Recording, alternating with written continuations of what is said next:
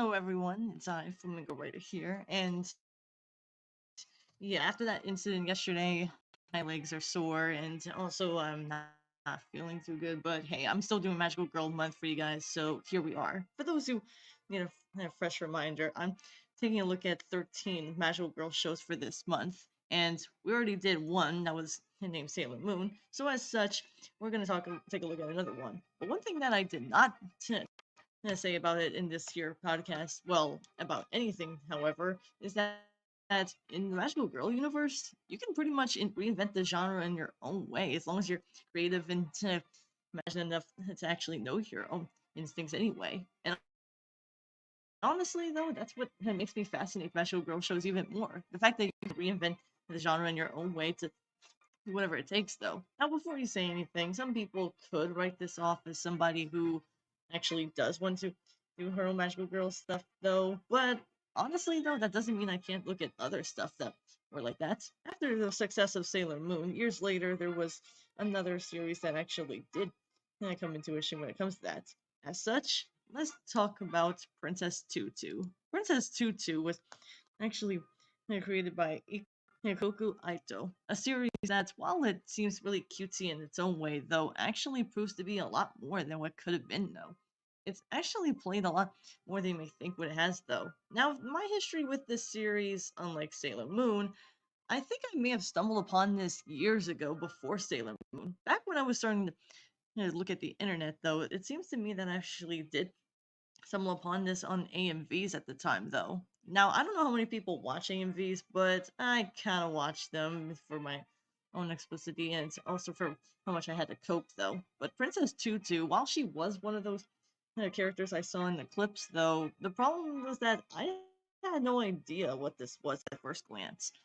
And for that matter, I was not even as curious as I thought it would be at the time. It wasn't until years later, back in 2021, when I was actually researching for more Magical Girl shows, and when I stumbled upon Princess Tutu, that was where I actually will admit that's where I actually do saying to myself, does this series look familiar? And then after looking at the old AMVs, yeah, this character was one of those there. But this is one case where the series actually came out first before the manga did, except the manga itself actually is separated only for two volumes and such then. But what's really strange, at least to me, is that this was categorized as the shonen or seinen series.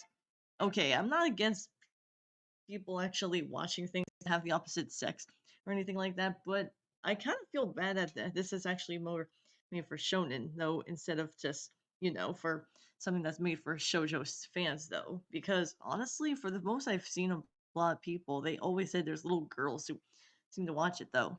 Though personally, I wouldn't say it's mostly for little girls instead, though. You're gonna find out why soon enough. But honestly, though, like I said, this is definitely the case where I actually wanted to look at a series that actually involves ballet. And as you guessed, Princess Tutu was one of those series. So as such, though, the series, so what's it about? Well, let's talk about Princess Tutu and see what lays out. No, once upon a time, there was a prince who there was a man who died, and yeah, we're getting off on the dark start right away, though. As such, though, there was a writer by Neo Drosselmeyer who had the power to make any of those stories he has when he's written in them, make them come through as much as he can. No, however, after he died, though, he couldn't yeah, after he did, though, he couldn't really have much further. Instead, he actually left his your title, The Prince and the Raven. As you can tell from there, though, the series actually takes place many years later, and we actually pursue with our main protagonist, Duck, or Ahiru, if you watch the subtitle. Yeah, I'm still sticking by the dub, but honestly, this is one of the few Magical Girl shows I'll be looking at where they actually do have a dub.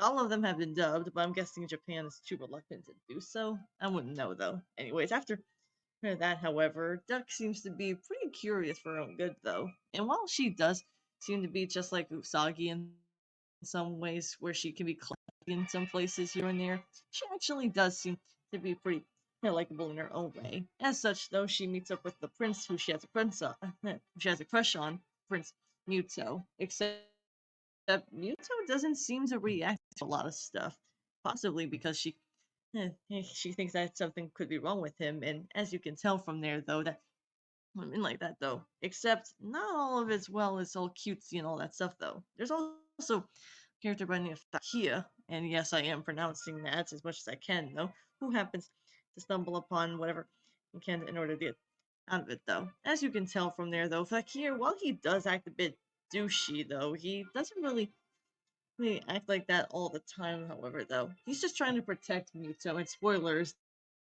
there's a lot more to him than what we think, though. And while he, on the subject matter, though, Princess Tutu doesn't appear until much later on. So, as such, though, we actually do get to see more of the characters that do fall under this instead, though. And when it comes right down to it, though, I have to admit, though, this is actually one case where we actually do so more so than what could have been, though.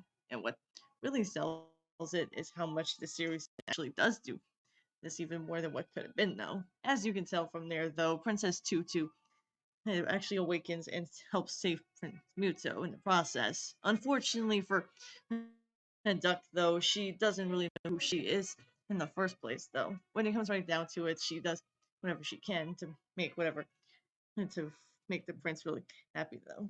And as you can tell, it really comes from there that she actually does do her best to get the shards. Yeah, the shards themselves are really those little pieces that come from Muto's heart, and it's only up to her to get all the shards back to normal, though. Unfortunately, Fakir doesn't like this, though, however, because those shards actually could lead into something like dangerous, though. And from there, it does when it comes to that, though. As you can tell, though, Princess Tutu still manages to help out and such, and Duck is still perplexed on who she is, though, while still trying to do so already, though, while even leaving her identity when it comes to that, though.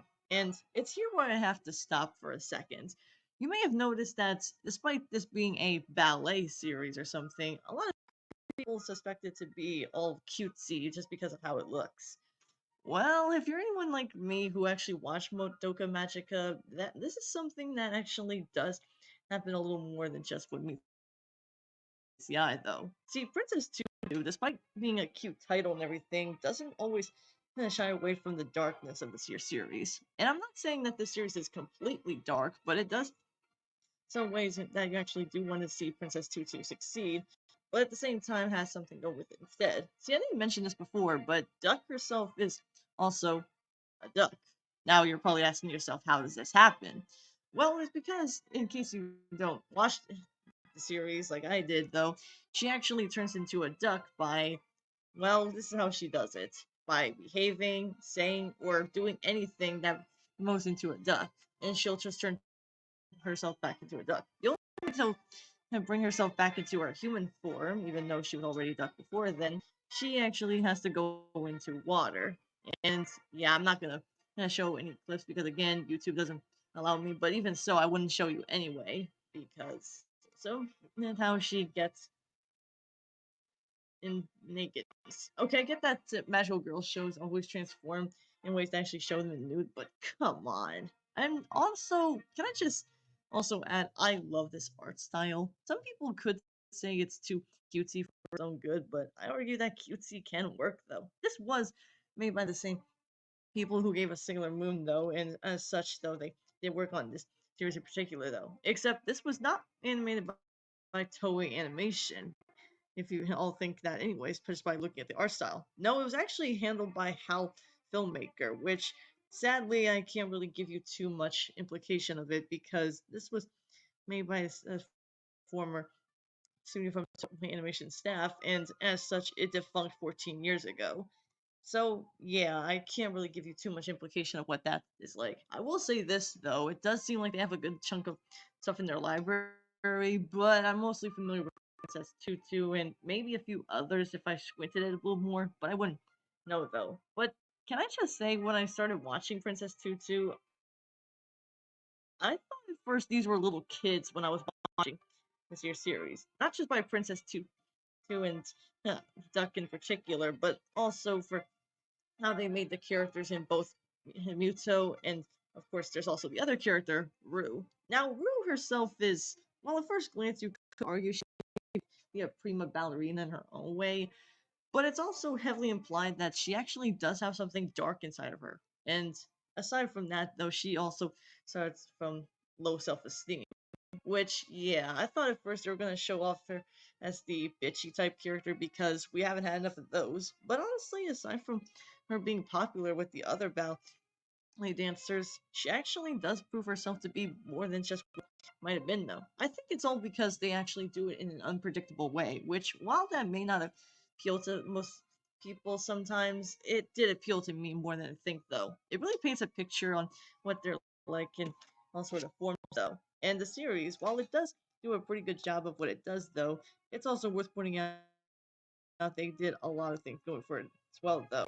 Like, the fact that this series actually blends both Swan Lake and ballet and its own dance music and everything also brings up the cherry, though. Also, speaking of Swan Lake, that and as well as the Ugly Duckling were the inspiration for this series, as you can tell just by looking at the series, so had its own visuals and everything. But you're probably asking yourself, who's the big bad guy at the series? Like a lot of magical girl shows, of course, we have to have a big bad guy, and in this case, it's Drosselmeyer. I'm not sure how Drosselmeyer was in real life, though, because I haven't looked up to it, but one thing I will say about Drosselmeyer in this series, I don't even know if I can call him a bad guy. The reason why I say this is because deep down, he actually feels like he has something sinister, but also something around the story. And honestly, though, I can't really tell what to say about that, anyways. Like, he doesn't want the story to be written as such, though, but his grandson tries his best to prevent it from stopping.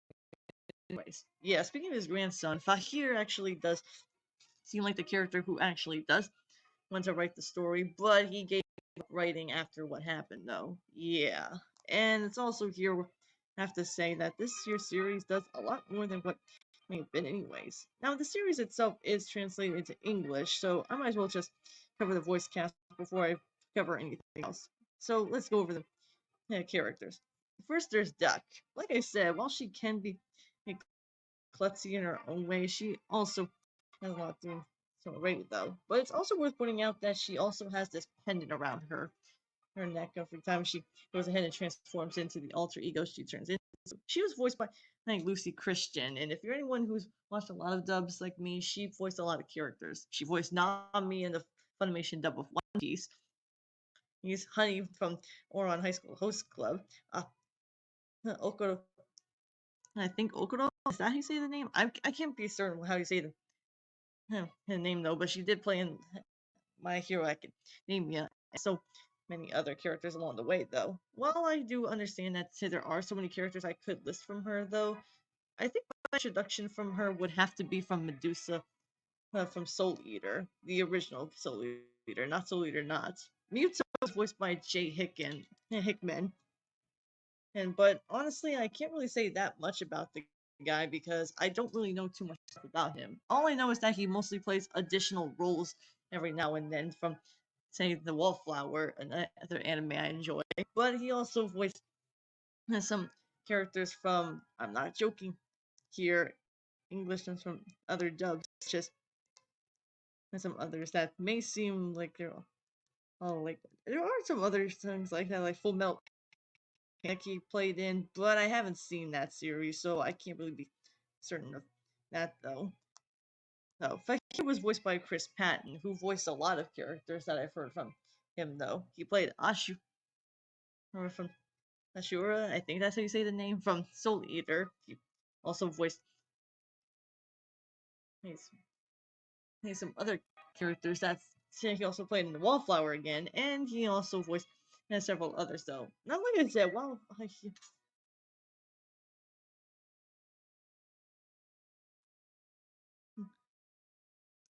here though. And also one in such manner is also Rue, voiced by Jessica Boone, who voiced a lot of characters as well though.